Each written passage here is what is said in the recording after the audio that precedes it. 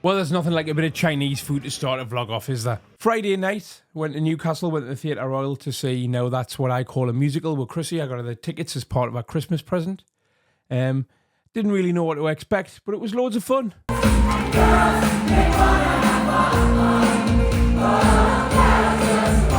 If your idea of fun is watching Masood's wife from EastEnders butcher a load of 80s pop songs. And Sonia was in it as well.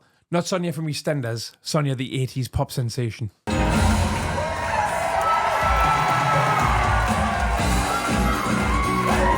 So anyway, that was canny. Then I had to be up first thing in the morning on Saturday to fly out to Marbella for the Bkfc event. I've arrived in Spain. Yeah, James picked us up. Tell us what excited. You need, mate, right? I feel like Send shit. us a I list. haven't slept.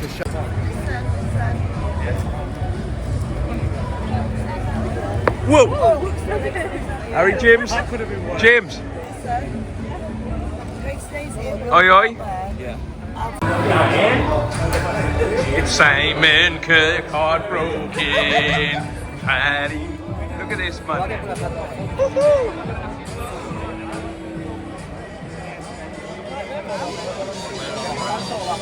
Ladies and gentlemen, damas y caballeros, welcome to Bkfc!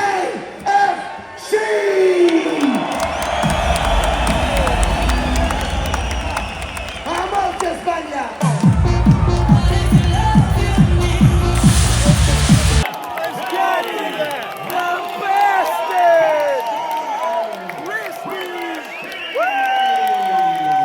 Bkfc was fucking brilliant. What a fucking event that was, man. Compared to the ones I've been to in the UK, everything was bigger, better, louder, and fights were better, everything. Unfortunately, not the result we're looking for Danny. But you know, like Danny said, he's been beaten twice in the Bkfc. Both have world champions, and he can sleep well at night. And I'm proud to be able to call the bloke my friend. Actually, I think he's very inspiring to me. Very, very. Personally, I hope he has one more fight. I'd like to go and see him fight again. Been to 5 of his 7 fights, and I think he should have one fight in the northeast somewhere. You know, somewhere closer to home where everybody can come out and support him. But he was the second biggest ticket seller as well in Marbella, which is quite an achievement in itself, to tell you the truth.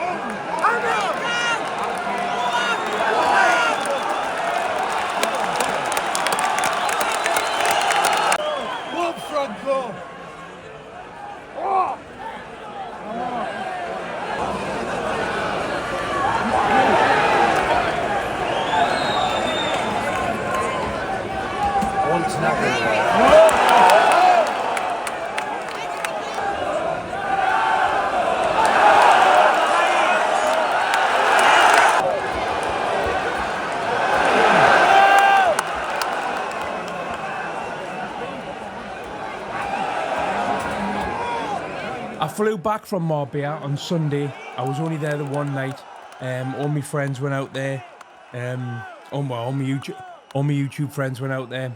You had Simon, Claire, Sharon, James. There's loads of them out there, and Ash. They were there on the Thursday and they got back on the Tuesday. And I didn't fancy that. I just don't have time to do that at the moment. I've got a lot of things planned.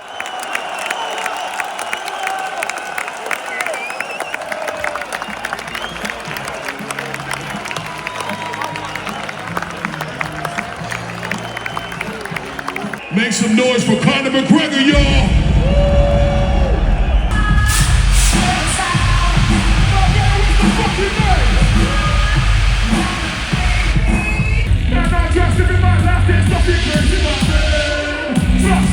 Trust.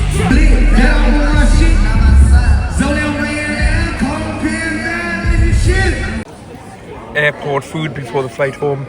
Some ribs. I'm shattered. The next thing I had planned was Tuesday night. Went to WWE Newcastle Arena. Now, I only booked these seats the day before. And I was very, very, very lucky to get brilliant seats. We're in the 7th row, ringside. And it's always a good laugh at WWE. I get a load of shit, on here for, hey, like wrestling, it's for kids. There's hardly any children go to those shows. It was for kids in the 80s. Now all those kids have grown up. And the majority of people are my age or older. And it's just a laugh, man. It's a bit of escapism for a couple hours. We know it's not real. Nothing's real on TV. Did you know EastEnders isn't real? I asked Masood's wife on Friday, actually, and she said it wasn't real either.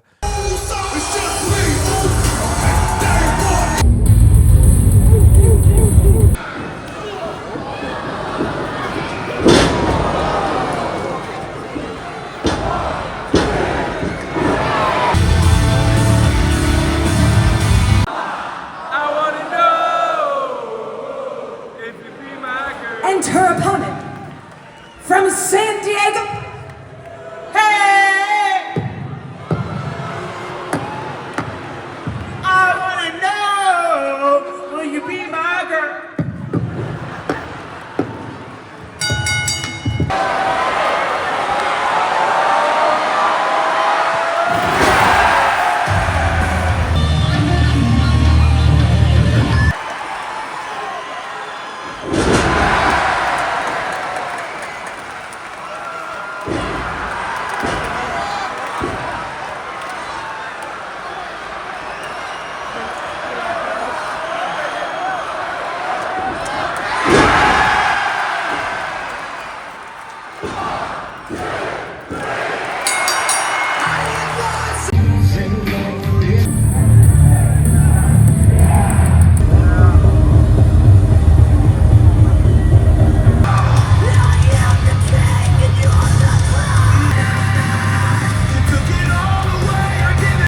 Newcastle, did you guys have a good time tonight?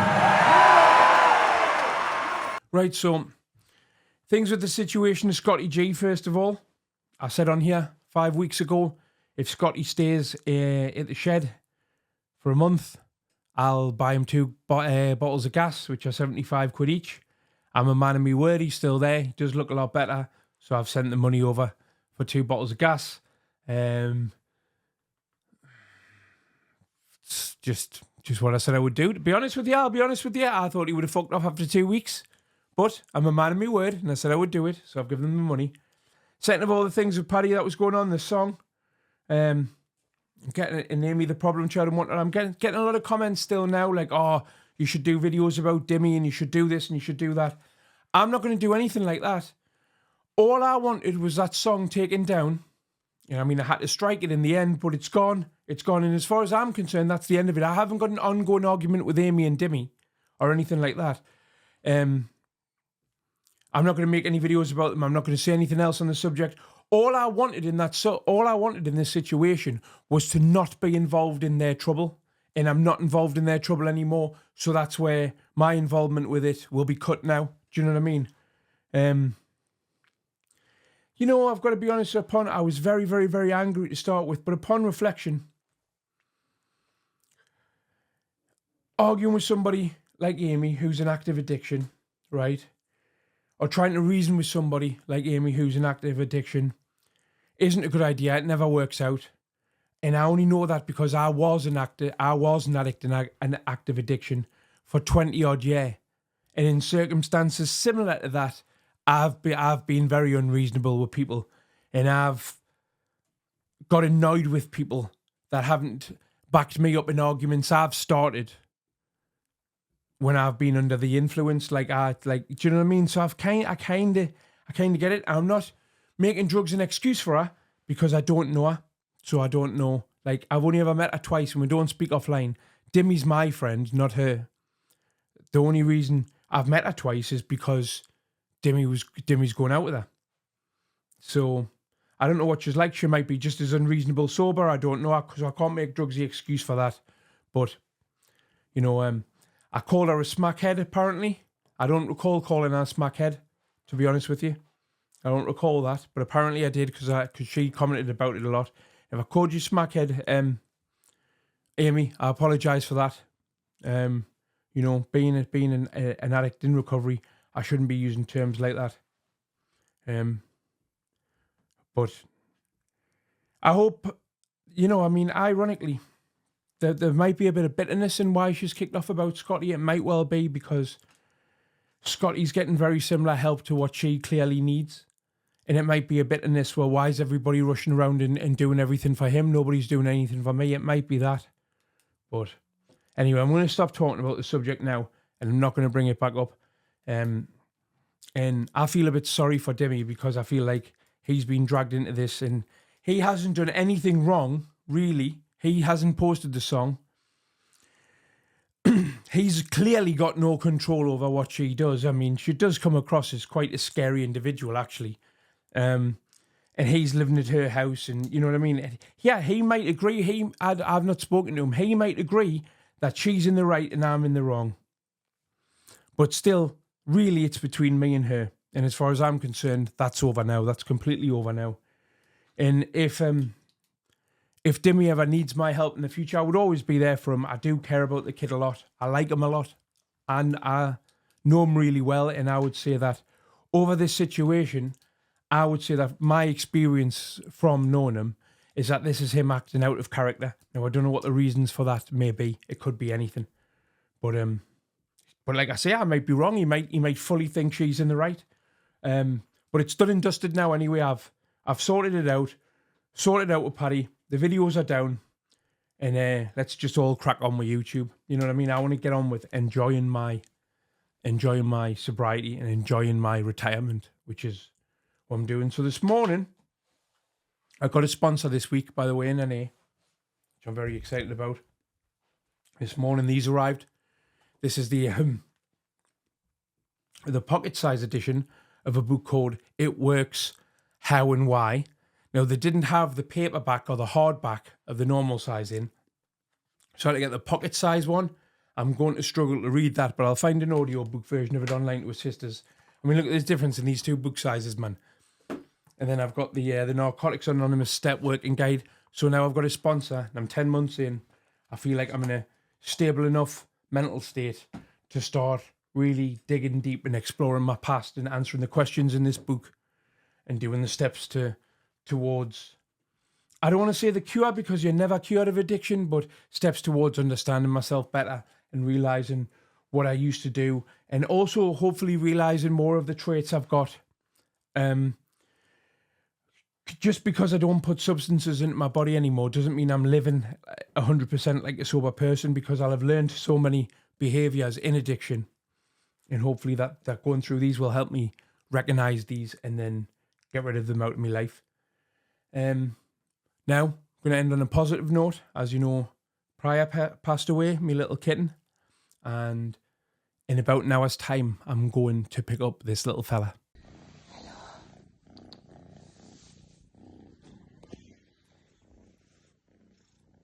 Oh, hello, sweetheart.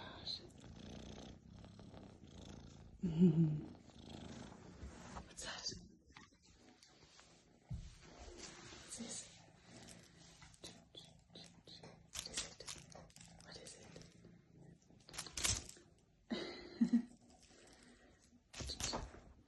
it? You nearly fell. What is it? Huh?